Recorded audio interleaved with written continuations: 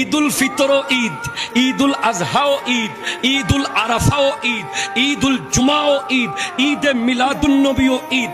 ঈদ ঠিক আছে, উদযাপনের নিয়ম ভিন্ন ভিন্ন। তোমাদের ঈদের নামাজ কই? বলে বলে কিনা বলো না?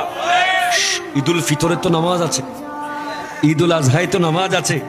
ওরে বোকা, ঈদে মিলাদুন নবীর নামাজ কই? যখন কোনো যুক্তিতে পারে না, এটা মারে। ওরা মনে করছে আমরা বোধহয় এমনে এমনে বসে আছি। এরকম প্রশ্ন যদি তোমাদেরকে কেউ করে, আপনাদেরকে বলবেন তাহলে জানাজার নামাজের রুকু সিজদা কই? কথা কন না, ঠিক কিনা বলেন না? তাশাহুদ কই? আজান কই? একামত কই?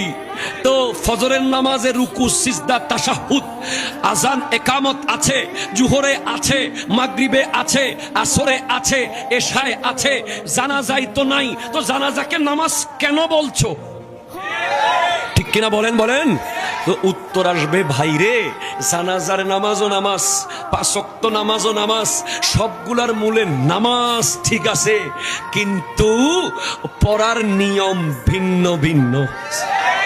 তো ঈদুল ফিতরও ঈদ, ঈদুল আজহাও ঈদ, ঈদুল আরাফাও ঈদ, ঈদুল জুমাও ঈদ, ঈদে মিলাদুন নবীও ঈদ। ঈদ ঠিক আছে, উদযাপনের নিয়ম ভিন্ন ভিন্ন। কথা কন না?